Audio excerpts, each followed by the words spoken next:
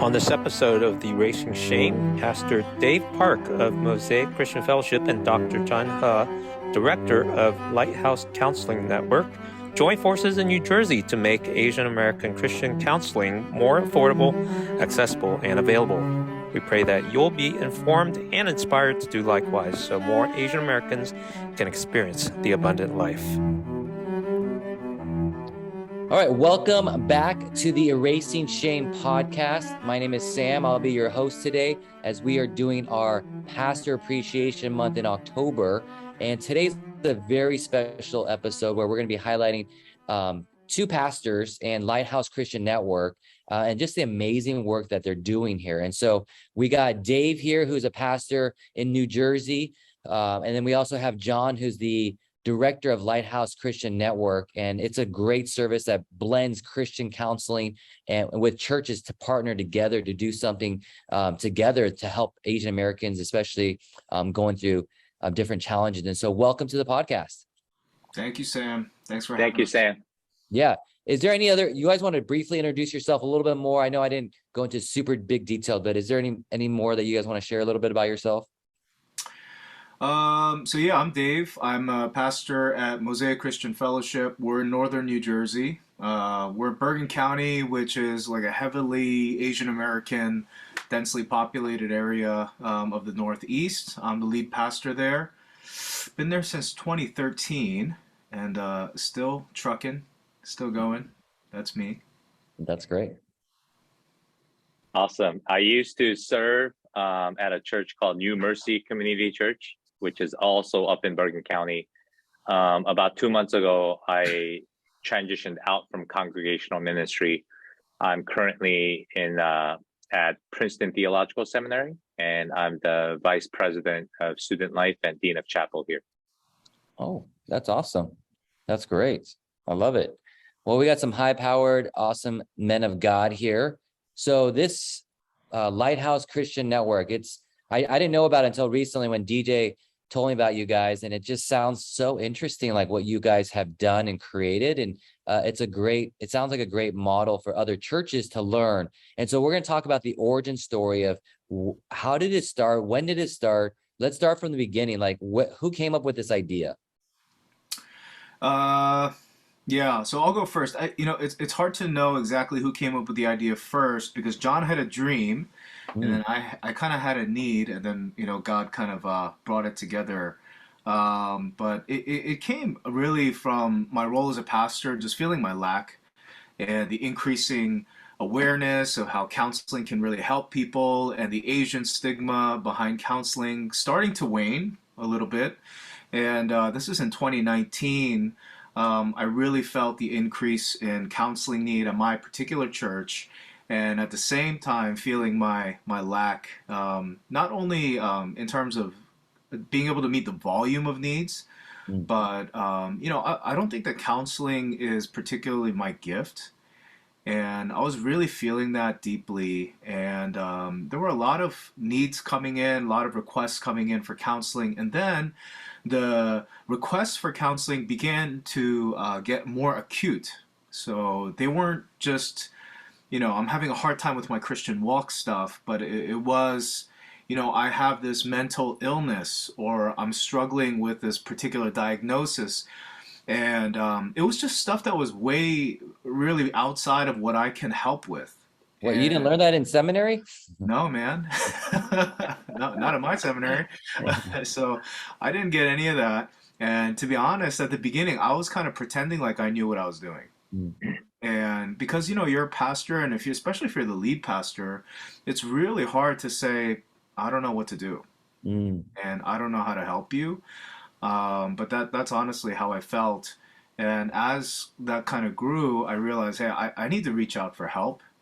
And I need to figure out how to sustainably create a counseling culture at my church without stamping out kind of this great thing that's happening, which is the stigma going away. And I don't think it's away all the way, but, as it was going away, we needed to figure out kind of what we were going to do with this. And so, at that time, I was kind of reaching out to different places to see where we could get support. and I met John. And I've known John. We have a pastors network here, and so we know each other. But I kind of talked to John a little bit more deeply about this because counseling, everybody in our area knows John as the counseling pastor, right? Or the counseling expert in our area. And so I kind of reached out to him about help with this. And from there, those conversations, like at these diners and coffee shops, that's really where this started with me and John. And he had a dream or a vision or a desire that God gave him a long time ago. And I think he had been waiting for it to come to fruition. But yeah, for me, it kind of started from a place of lacking. Yeah, no, I think I resonate with that too. I've been a pastor for 17 years, junior high pastor. I had no idea what I was doing. People are coming with me with problems, and a lot of them can't even understand like their mental illness or self-diagnosed. And I had no idea what I'm doing. So I totally resonate with that because I think a lot of pastors are struggling with that. So I actually got a degree in counseling. I went and got my MFT just because I was like, I need more training because I got really blessed by New Life Fellowship, Pete Scazzaro, Emotional Health and Spirituality. My wife actually went to his church. And so that opened my eyes to understanding the power of counseling. And so I totally resonate with what you said. And I think a lot of pastors, not just Asian American pastors, but everywhere it resonates with that because one class in seminary definitely does not do justice for that. So I love that need. And then John, you had a dream. You want to unpack that a little bit?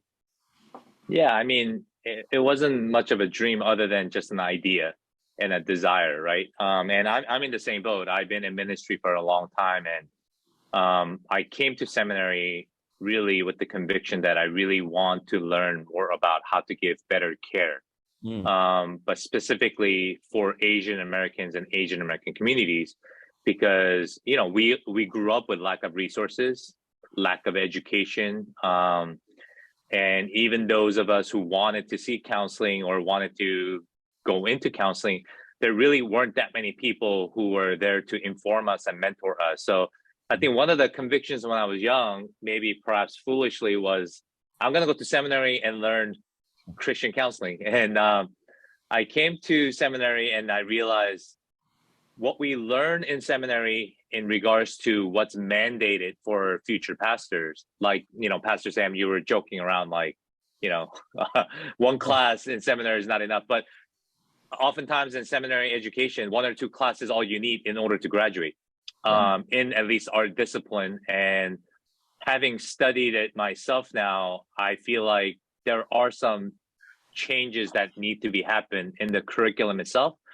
But practically just graduating and being in ministry, you feel just a lack of all sorts of things when it comes to, doing life together with your congregants and your leadership and your own family and you as an individual. So I was in the same boat as Dave and you, Sam. Like, I felt like I didn't know what I was doing, even though I studied this for many years. So when I was in ministry and really realizing how much of the pastoral work involves care and counseling, I think God started to kind of nudge me in the conviction that I've already had for a while to connect with others, to see if there were like-minded people like me, if there were other pastors who are struggling through similar things as I was. And then just to get some of these people together to see, hey, God, we're going to get together. We're going to talk about it. We're going to pray over it. And then we're going to see how you lead. So Dave was really a crucial person in my personal life, but also the beginnings of Lighthouse Counseling Network, because David has been already thinking about this, and he already had certain meetings and certain things lined up to create a certain type of ministry in his church. When we met, kind of sparks flew, and we said, you know what, there are more people like us. Let's get few of them together with us and see what we can come up with to resolve some of these issues, which include educating pastors and pastoral leaders, how to actually provide counseling, and then figure out how we can financially support those who want to actually receive counseling, because that's also a big need. That's good. So it's 2019, Dave, you saw a need. You knew John was the Mr. Counselor guy.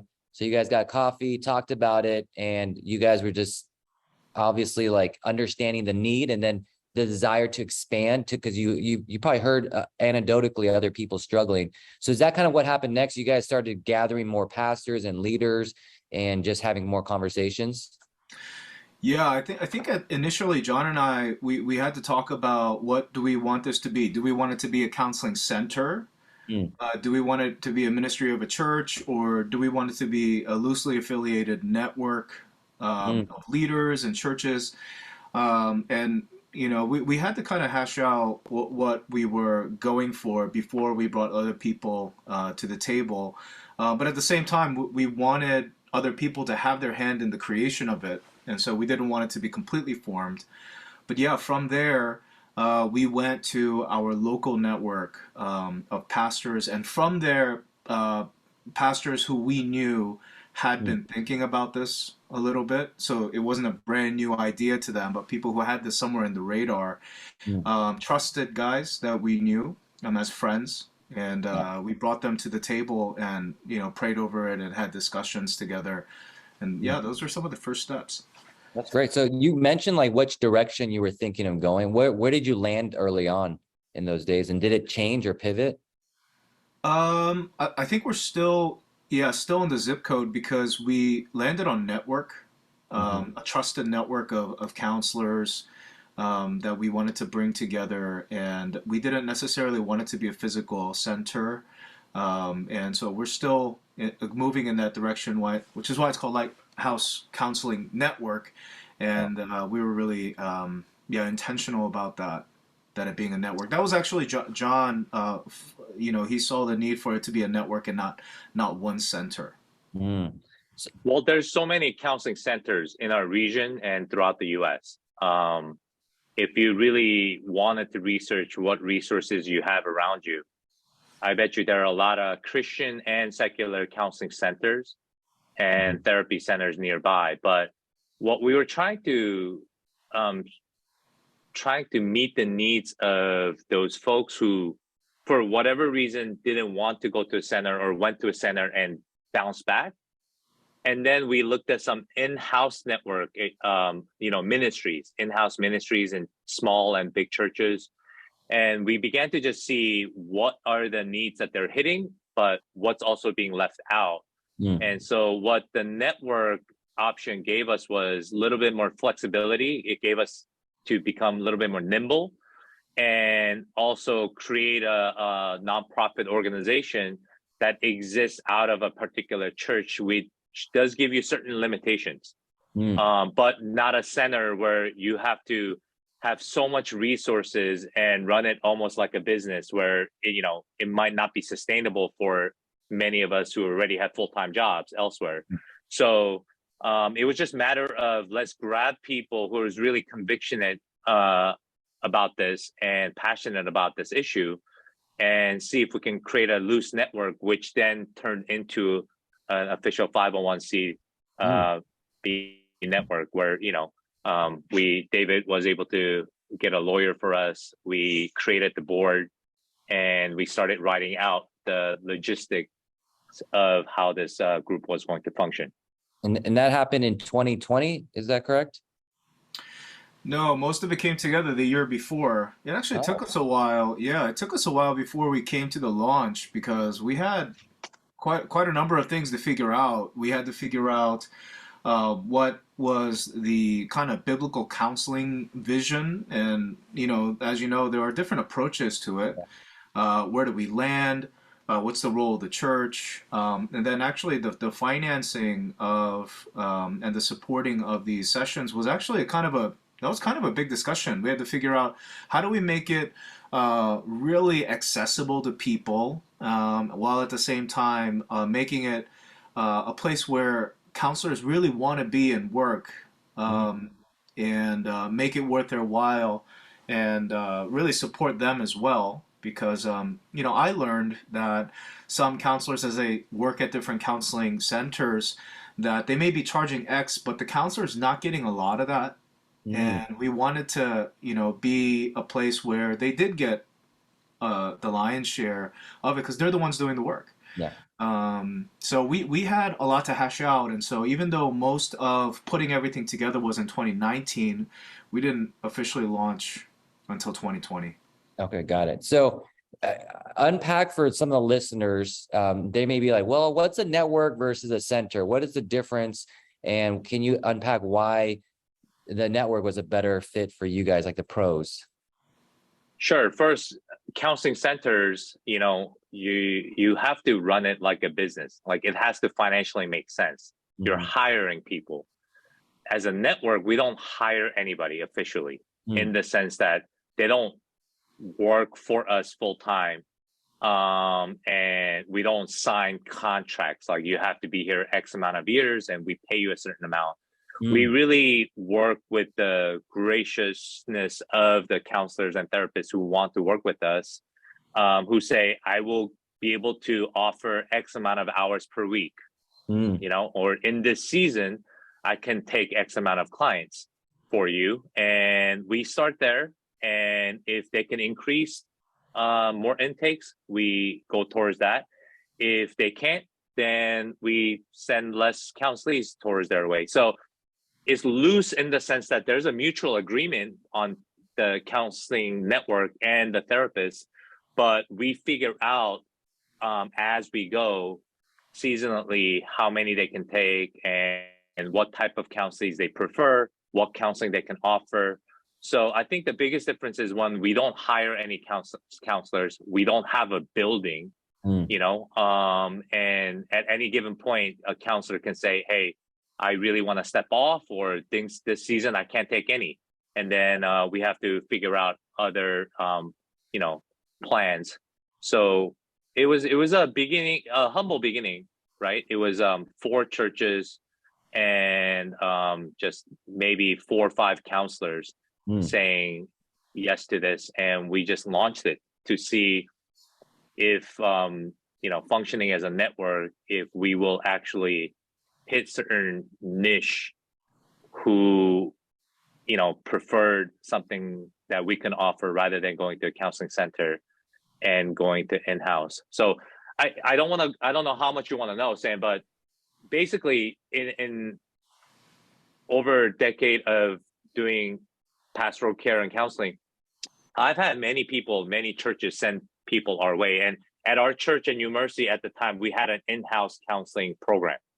Yeah. So it all kind of bottlenecked into me. And we've had other therapists and counselors in church, but reality is like other congregant friends aren't going to go see you because you share the same space. So you have concerns about confidentiality, and it's just very difficult to navigate that world. So I realized early on that, okay, it's going to have to kind of bottleneck towards me. And then this need kept growing. Yeah. And as the need kept growing, I sent people out to counseling centers as referrals. So we don't believe that counseling centers shouldn't exist. We encourage it. And the reason why we can thrive is there are great counseling centers, right, around us. Yeah. But there are people, when we sent them out, a significant portion, now this is not data or statistics that I have, but about 40 to 50% of the people I sent out to counseling centers that I vetted out myself already and met with the directors and some of their counselors, they were bouncing back. And there were really top 2 reasons why they were bouncing back. One was affordability. They just couldn't afford it.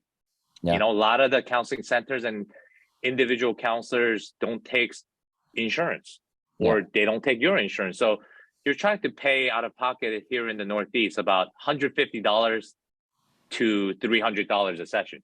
Yeah. Right. That's not sustainable. And then 2, they were bouncing back because they were saying, I'm being connected with counselors who are not contextually aware or contextual enough for me to see them, because I, as an Asian American, have particular issues or concerns or culture in which I grew up in. And they kept saying, I'm going and I'm explaining this 3, 4, 5 sessions while I'm paying enormous amount of money out of pocket. And they just felt like initially they weren't going anywhere. Right. So they were bouncing back. So that's why we felt like maybe we need to create something else, because the in-house model had its limits. The referring out had its limits. Yeah. Hence, we kind of landed on the network idea. Yeah, no, there's a big need out there, especially among Asian American therapists. There's not a lot, especially males. And so it's very rare to see that. And you're right, the affordability, it's very expensive. Insurance can get very tricky. And then the cultural context of understanding and unpacking and being aware of that is a huge need, not just in New Jersey, but here in California too. I mean, I can count with my fingers how many Asian Americans. I only really recommend one, and it's not that many. So it's a big need out there. So definitely in your church, you saw this need of whether it's cost affordability or it's cultural, just awareness and connection. And so that's a huge need in this area. So you guys met, had a dream. You got 4 churches connected together, and you created this network plan. That was, well, and to correct me if I'm wrong, we as 4 churches will financially somehow get these other counselors in a model that works. You don't have to get the details if you don't want to, but I'm assuming that you guys will share resources, come together, get an incentive for the counselors to be able to financially sustain to do this. Is that correct? Yeah, and that the churches are such a big part of it because one, we need buy-in from the spiritual leaders in the region. But in order to accomplish making it affordable for the people coming to get the counseling, but worth it for the people giving it, somebody has to step in between and subsidize that so that the counselors are not getting gypped and the people coming to get the counseling aren't being aren't paying too much, and so the churches step in the middle and subsidize that so that it's affordable for those coming through our churches. I think on average it's about $50 a session. Wow. And then but they're paying 50, but the counselors are getting around 100 for the sessions. And if the churches didn't come in between, the numbers just aren't, that would never happen, right? Yeah. And the churches, we needed lead pastors and leaders who saw the need for this because they were going to have to galvanize their churches to really invest in the mental and spiritual health of the area. So yeah, the church is coming in the middle. It's a huge part of it. No, I love that. That's really good. The church should lead that and help bridge that gap. So I love that. So tell us how your first year went. 2020 is pandemic time too. Like, how did that go, and what challenges did you guys have, as well as what opportunities did you see?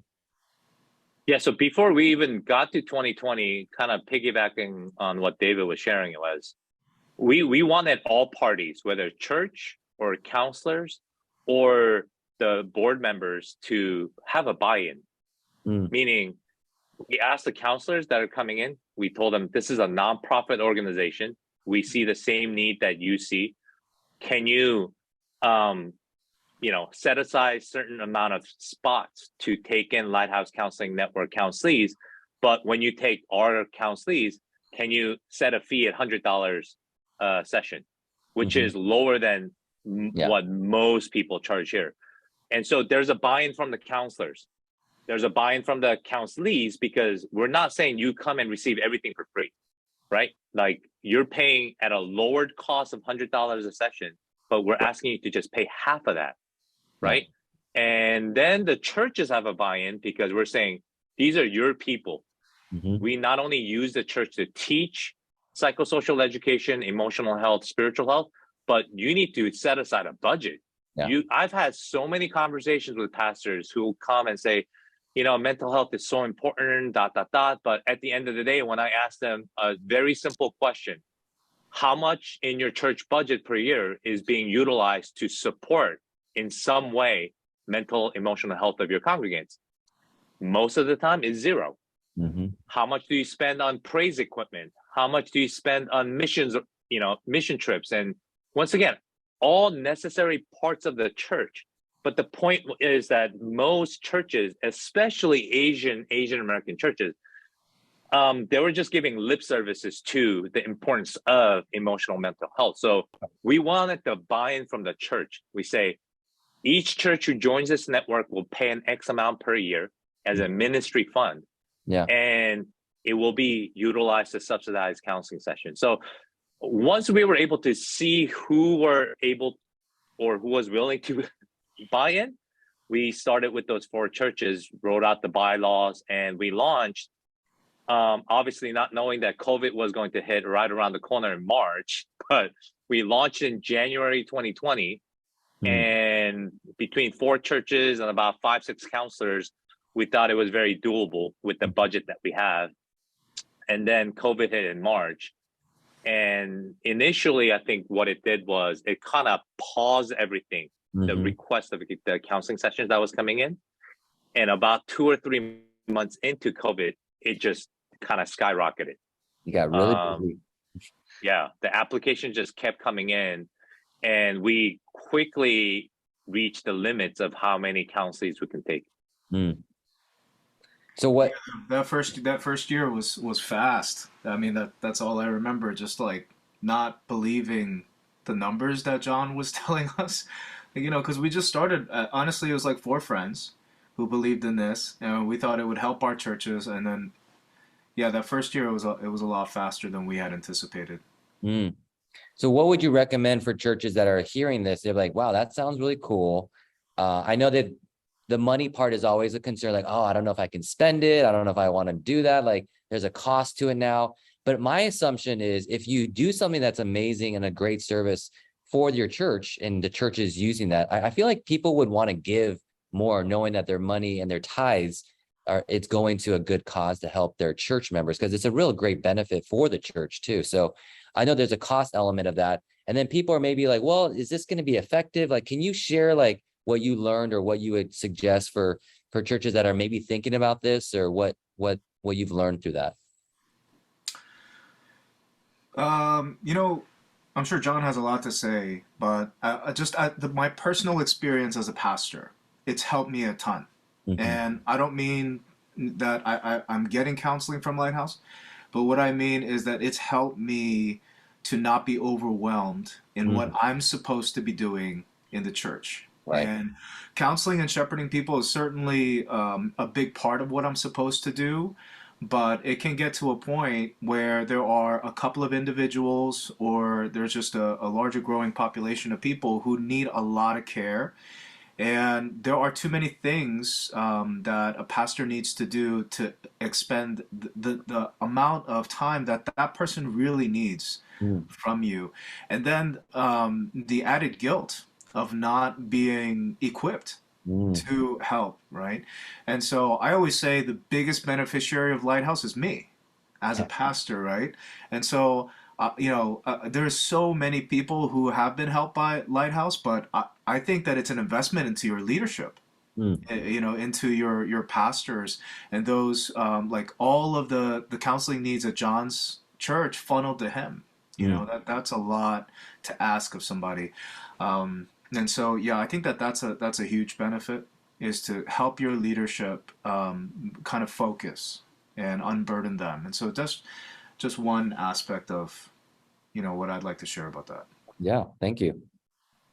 Yeah, it makes not only the church more efficiently to run, because it essentially it should help the top leadership who have to do a lot of care and counseling. But I don't want to say that we should become a generation where if you become a pastor or pastoral leader at your church, like anything that comes through your door, you should just refer it and outsource it. That's not what I'm trying to say. What we're trying to say is there is still a pastoral care portion that all pastors have to do.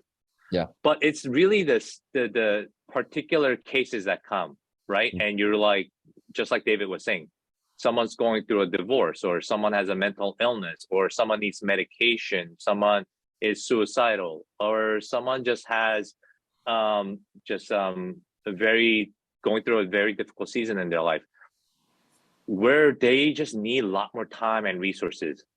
Maybe not forever, but especially in that season. And if we've created a system in the church where, especially in Asian American churches, and this is not just the pastors doing, but this is on the congregants who have this expectation that I'm going to go to my pastor And that's a great thing, but we need to understand what's the limitation of what your pastor can offer on both sides, from the congregational side, but also pastor side. And I think that's where the rubber meets the road. Services that we provide, if it goes well, it's to free up time and energy from your pastoral leadership so that they can invest in more pastoral care and other logistical things that they have to do at the church. And we take difficult cases and difficult situations and really walk with them in ways that that is in continuation of what the pastor's supposed to do. So we don't preach that what Counseling Network provides is something that pastors cannot provide, so you come to us and you no longer go to your pastor or your church leadership. No, it's supposed to be conjunction with. We're supposed to do this together, but help people understand the limitations in which what the church and the pastors can offer. Oh, I love that. I think that's a win-win for the church, the pastor, the congregants, because even with me, as with a degree in MFT and having that experience, like I can't care for everyone. I actually refer out to people there to do counseling because one, I get busy. Two, sometimes I don't even know what to do with that situation. And three, I think sometimes it allows me to pick and choose where I can use my time more efficiently, because not everyone is a therapist, a pastor and a therapist together. That's a very rare gift set that you don't really see in most people. And so to be able to refer out to a professional who has more training, it allows the pastor to really focus on where they're maybe passionate and sweet spots so that they can continue to do ministry, and while as also providing the best kind of care for your church.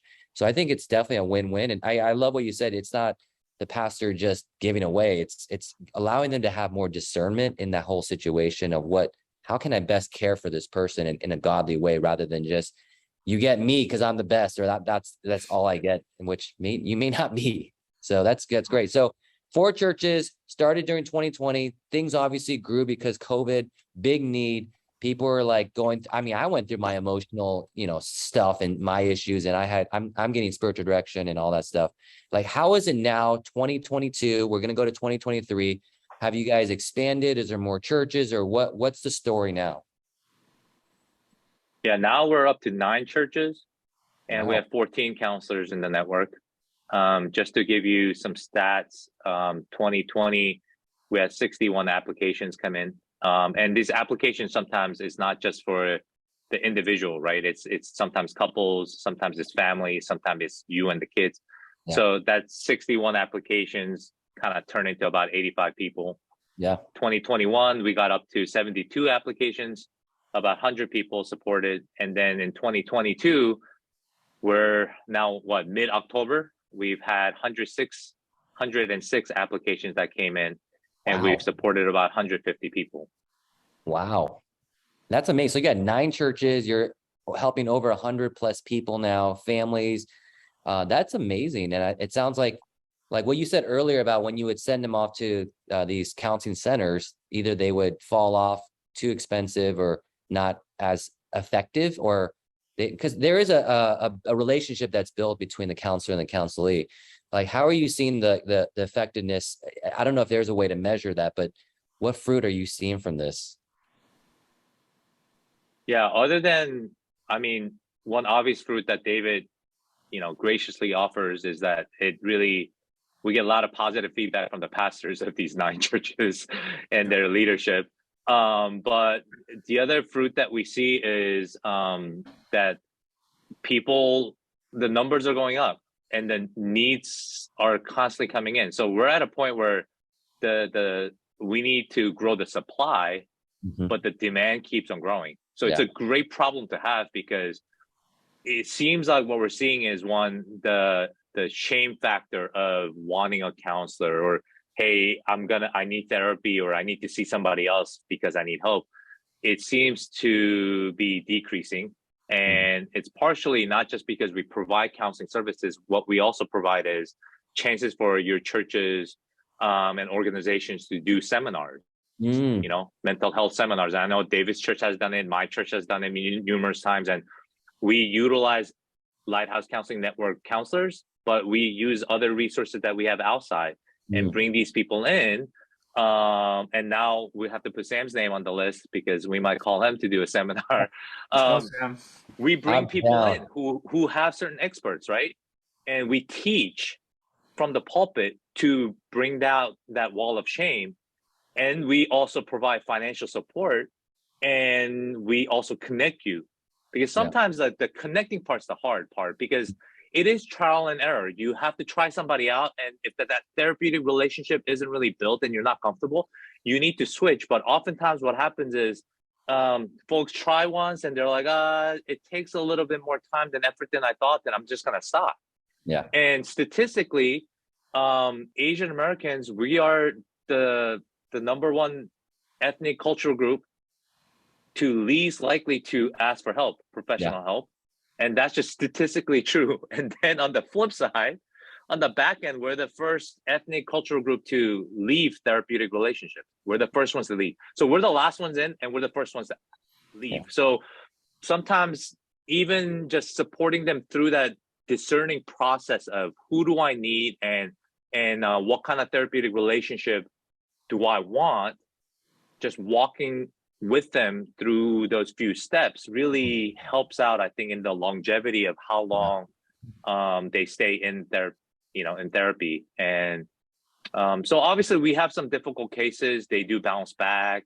There are complaints, with any organizations such as this, but majority of the times, I mean, we are just thankful that people feel blessed and they're actually lining up to utilize these services. Yeah, I mean, for $50, I would sign up. I'd be like, oh my goodness, let's go. Let's do this. That's a great it's half deal. price, man.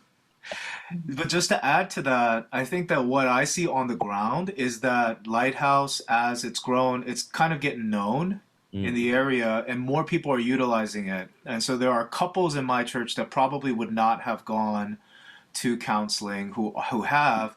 And as just the sheer number of people who are getting counseling goes up, the stigma is slowly going down, right? And so that's another added benefit, is there's so many more people who've just been in counseling now. So it's not, that big a deal. At least in my church, it's pretty common that you've gone to counseling, right?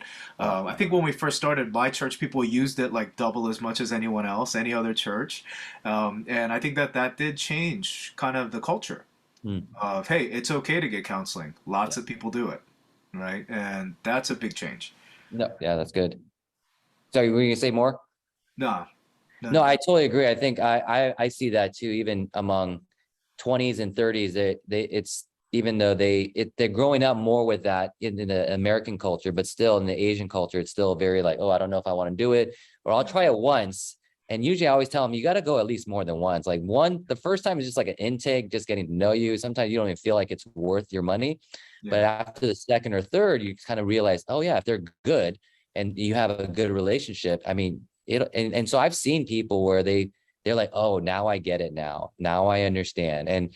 But I think what you guys are doing a great job is it bridges two issues of the faith aspect. Sometimes they want a Christian therapist and someone that has a faith background, but also an Asian American, someone that understands a culture, because that just breaks down walls so much faster rather than trying to explain it over and over. So I've definitely seen with my one guy who I always referred out to, like just how he's able to work with them more effectively, because it does make a difference who it is. And so I love that you guys are bridging that gap. And it obviously the needs grow. You went from 4 churches to 9 churches, helping over 100 people now with that, and at a great deal with people that you vetted that know that cultural context. So was it an issue with working with the state of New Jersey or New York? Or did you have any other issues that maybe as churches are listening to like how hard is this to run, to make this happen? Like, this sounds great, but it sounds like a lot of work. Do I have to hire someone, or what would you say to them? John, you want to talk about the state stuff? Yeah, I mean, depending on what state you're in, there are certain restrictions. But the rule of thumb, I guess, with any state is that if you have a state licensed counselor or a therapist, they would be a good candidate to grab, long as you have some kind of vetting process and you feel comfortable on both ends. But now crossing over the state boundaries is what gets a little tricky. But this is where COVID kicks in. Original idea between four churches was we're going to serve the greater northern New Jersey region because that's where we're all located. Yeah. So we only worked with licensed therapists and counselors in our state. Yeah. Now, what COVID did was open up the whole wide doors to online therapy and telehealth. So as that opened up, we checked with the lawyer and we checked with a couple of the therapists who serve in other states. And there are states who still, maybe at this point in juncture, legally speaking, there are certain gray areas and there isn't as strong restrictions. So you just have to find those out. And we try to work with counselors now outside of our state too, who may be able to do telehealth and they're legally allowed to do so. And so we do the matching in the matching process. Now there are folks who do see therapists from other states, but that would be through telehealth. But you really do have to just double check from the licensing programs and your state, whether that's legally possible or not. So for example, like I tried to recruit 2 therapists who are in California. California has a very strong restrictions on who they can work with outside of the state, and that includes in their law online therapy. So we couldn't make it work. But there are other states that allow that space. By I guess the law hasn't really caught up to it, is what I'll say. Not just in the counseling field, but just in the medical field in general when it comes to telehealth. There's just still a lot of gray area. And so we don't know what will happen to that. But so far, it hasn't really become that much of a big problem. Yeah. I would say the biggest thing we've run into pretty frequently is just finding the counselors, right? Because we're just keeping up with demand. And the supply is vetted biblical counselors that we trust. And John's been doing most of the heavy lifting and finding them, but getting enough people to just meet the demand. That's been one of the biggest things. And also, we have 9 churches, but we've added them very carefully. And there could have been a lot more. But we decided to add them very carefully and to take the time to evaluate how fast you should go with this, and how wide you want to go, how quickly, because we want to be careful about who you're bringing onto the leadership and the membership of this kind of thing. And so those are conversations that are really important. And you asked about people who are thinking about starting this, and for us, we had a friendship and trust with one another. We have a network of pastors here that we meet on a monthly basis. Most guys hang out more frequently than that. And if you're doing ministry in a silo, this is probably going to be pretty hard to start. You know what I mean? So you have to, do ministry with each other. Like, I'm not a gifted counselor, but I knew that John was, right? And so you need to, not be doing it. Doing ministry in a silo, this would be really hard to start without kind of a foundation of friendship and trust, I think, because counseling is also, it's one of the most intimate things that takes place. So, yeah, you want to do it with guys that, men and women who you can trust. Yeah, I love that. And oftentimes, like when you bring people who are passionate about similar things, then the Spirit moves and God does wondrous things. So I don't want any of our listeners to think like we figured all this out and then we like prayed over it for years and then we got the right pieces. You get the people around the same table and say, hey, we all have the same problem right now. We need to work together to come up with some kind of solution. And maybe creating a network for your region is not the answer, but look at the resources you have, look at the people who are passionate about this, and you come together and you do pray. And I really do believe it generates some synergy and you can come up with some creative solution that fits your context and your region. For us, it was creating something like this. But by no means we got together and we said, our goal in 10 years to expand this to nationwide and have, each city come up with something like this. That wasn't our goal. We were just really selfishly concerned to say what's needed right here in front of us and what are we all willing to pitch in.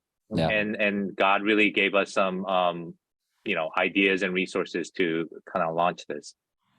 No, I love that collaboration, because you don't see that among churches a lot. There's more competition. It's like, oh, you're going to steal my member, or you're going to whatever. And so I love that this brings the church together to work together and do something that they probably would not be able to do on their own, or they could try to do on their own, but it's a lot of work and time and energy. And so collaborating with other churches for something that's bigger, I think is a great, beautiful thing. So last question.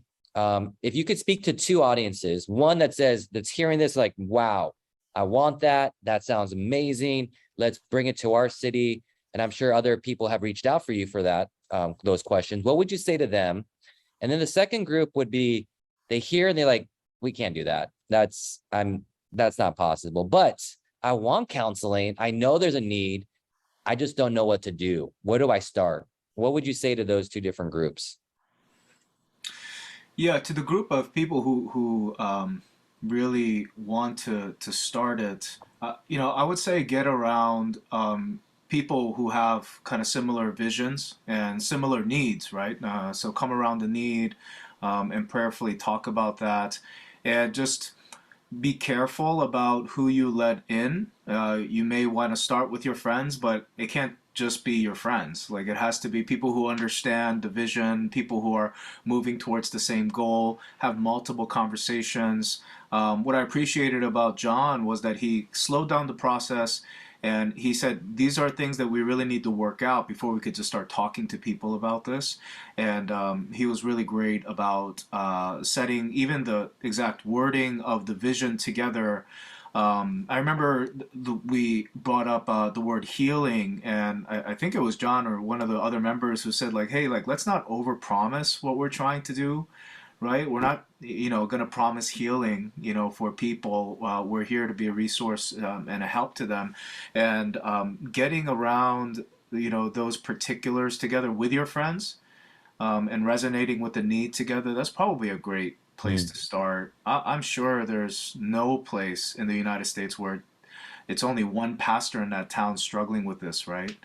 But yeah, at the same time, you do need to nail down some particulars. Got it. Yeah, I mean, I would just echo once again, just get the like-minded people together, reach out to other churches and see if they want to do something about this, and get together and pray over it. And if you logistically want to know how we run things behind the scenes, how we came up with the bylaws and, the price point and all that, more than willing to talk. We've had multiple conversations from churches from multiple cities, denominations from different areas. And this isn't a resource that we want to just hold on to and try to monetize so that we benefit, but it's really, we're just sharing our story of what worked for us here. And if this is going to benefit you in your region, reach out to us. Our website is up now, lighthouse.co, lighthouse.counseling.co, and you can get basic information there. But if you go there, our email address is there. You can, shoot us an email. But the other thing I do want to say is, in order to create something outside of, let's say, counseling programs or ministries, and not just want to do referral, and you want to do something outside of those two options, there's many other options that you can look into. But I think it's very important that you're open-minded about who God sends your way. You want to be careful about who you work, but you also want to be careful. You want to be open to the idea of who may be really passionate about this and may not be somebody from your denomination. It might not be somebody that you are best friends with. And that's the beautiful part about, I think, our Lighthouse Counseling Network that I personally am really proud of is, majority of our pastors now in 9 churches. We're all different denominations. Mm. And we have particularities in our theology, but comes to supporting our members with the right resources to make them emotionally, psychologically, spiritually healthier, that's the common ground. In order for us to come together, that has to matter more than the differences that you see. Without that kind of mentality and openness to this, there's no way you can, at least the way we modeled it, there's no way something like this can be created. So I'm super thankful for the 8 other churches who have joined this network, but are okay with the idea that this is an ecumenical work. We're a non-denominational, we are a Christian organization, but we're non-denominational, and we work also with therapists and counselors who are more left leanings and more right leanings and have different traditions and backgrounds and practices. And for us, that's what we wanted, and we're okay with that. And if you're not, then maybe you need to narrow that search and relationships that you want to build. But once again, that's what we share. So if I can just throw a plug here, if you are a therapist or a counselor and you're like, man, this really excites me, like something's tingling inside, I would like to believe that the Spirit is trying to nudge you to connect with us. Yes. Please contact us. We're always looking for more counselors who are Christians, or those who are seminary trained or are Christian counselors. We're always looking for more partners to work together with. I love that. Yeah. So in the show notes, Erasing Shame, we'll have all the information on Lighthouse and your guys' contact information. So yes, go and sign up and serve in this way, and as well as be a blessing and bring it to your city or your church. Because I love the point about the collaboration. I think we don't see that enough modeled, and we need to see more churches do that. When I was a youth pastor in Irvine, we actually created this event called NK24, where the biggest churches in Irvine, the Korean churches, we gathered the youth groups together, fasted, and raised money for North Korea to build wells there. Wow. And I thought the senior pastors would not be happy with it because we never do anything together, but they were like okay with it. And so we got to work with everybody and the students, and we raised like $100,000 and just built wells. And so we never would have done that on our own little small youth group, but together it was just so cool to see something where God used that collaboration, like you were mentioning, just something bigger than yourself. And I think Christ and counseling it's a beautiful thing to come together with. So thank you guys for sharing. This is awesome. I loved it. I'm a big fan. So thank you guys, and go take out the show notes, and thank you so much, pastors. Thanks, Sam. Thank you, Sam. Thank you for listening to this episode of the Erasing Shame podcast. Check out our website at erasingshame.com. We would love to hear your comments and questions. Please subscribe on any podcast app like Apple, Google, Spotify, or on Facebook and YouTube. And please add a rating, a review, and a share so more people can experience the freedom and healing that comes from erasing shame.